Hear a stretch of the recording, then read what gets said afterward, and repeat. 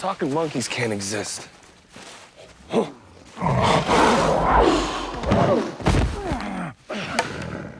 Apes.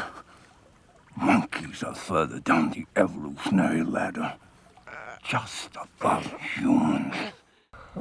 Mark Wahlberg, good morning. Good morning. How are you? I'm okay. I don't like looking at that, though. You don't? No, because that's what my job consisted of on a daily basis. What? Somebody in a gorilla suit beating me up, Like slapping me lying around. on you? Yes. Was this, this must have been a wild movie to make, was it? It was. It wouldn't have been a fun movie hadn't it been for Tim Burton, who's such a pleasant guy, to be around. And so creative, too. Amazing.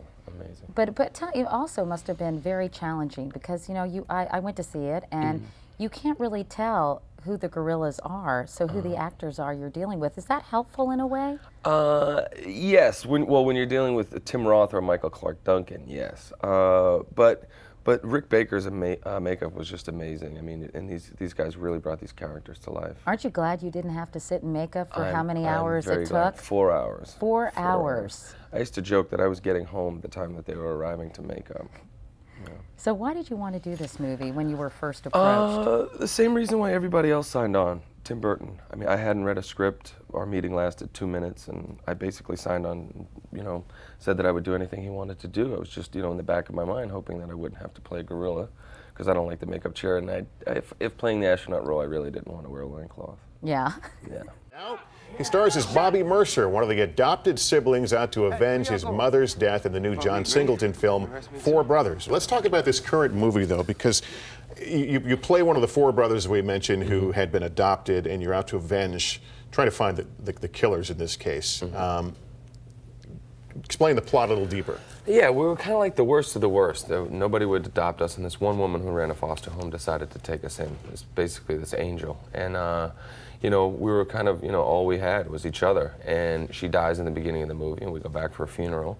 And then we feel like, something's wrong here, and I decide to kind of find out exactly what happened and then eventually avenge her death. This kind of a 70s revenge movie. I heard it was described as that at one point. 70s, anti-hero, great character-driven piece. Also, reminiscent of the great westerns of And your character's kind of a tough guy. I understand you were a bit of a tough guy growing up, and you had, what, five brothers? Yeah, and 3 sisters. I was the youngest of 9, so I was getting physically and verbally abused until I was old enough to give it back. And that was my whole thing. It was always about when am I going to get revenge? So when am I going to be able to beat up my brothers? So you're reading this script, and are lights going off going, wait a minute, I know this guy. In so many different ways, yeah. It was perfect. All right, Brandy, Heather, Channing, Brianna, Amber, Sabrina, Melody, Dakota, Sierra, Bambi, Crystal, Samantha, Autumn, Ruby, Taylor, Tyra, Tammy, Lauren, Charlene, Chantel, Courtney, Misty, Jenny, Krista, Mindy, Noelle, Shelby, Trina, Reba, Cassandra, Nikki, Kelsey, Shauna, Jolene, Erling, Claudine, Savannah, Casey, Dolly, Kendra, Kylie, Chloe, Devin, Emily, Becky? Nope. Wait, was it any one of those names with a Lynn after it? Yes. I got you. Okay. Brandy Lynn, Heather Lynn, Tammy Lynn. Ah! Well, let's talk about Ted.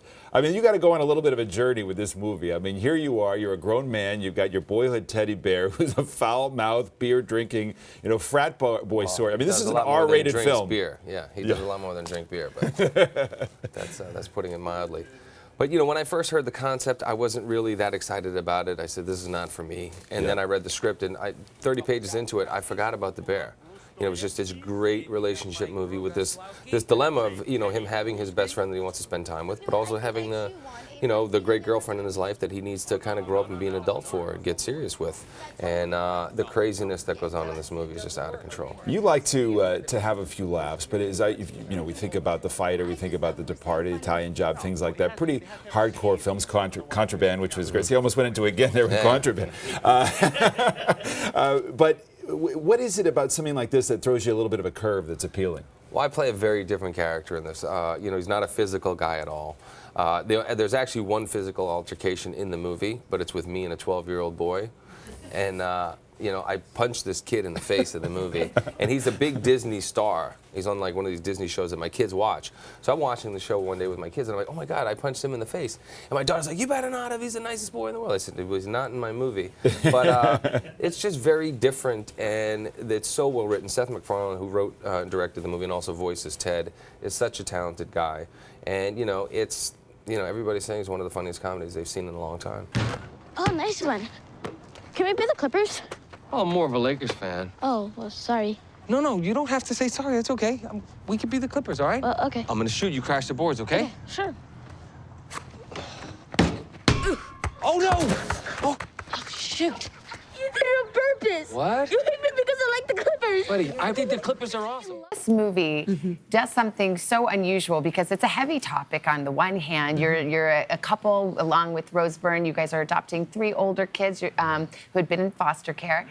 So it's a serious subject, but it's done with such humor and such love. Is that what attracted you to it, that you kind of hit that sweet spot? Well, I just committed to making the movie because I love the story. Yeah. The director, Sean Anders, it's based on his real life. He had done Daddy's Home with me, 1 and 2, and so anything he wants to make, I'm willing to make. But yeah, I mean, there are a lot of children out there in foster care, and when families are being torn apart, people, you know, who are in a position to open their hearts and their homes, it's a remarkable thing. But, you know, being a parent in general, there's a lot of funny things that go on, and there's a lot of difficult things. Well, you got to rely and draw from your own personal experiences. How old are your kids again? 15, 12, 10, and 8. Okay, So I have So a you're like 15-year-old. right in there. Oh my God. So Sean took a lot of things that were happening to me on Daddy's Home too. Yeah. Like I would get a phone call from my wife. She'd want me to referee a fight that her and my daughter were having. I'd be supposed to be saying something, but nobody would listen to me. So I'd just be listening to the fight. All those things ended up in the script.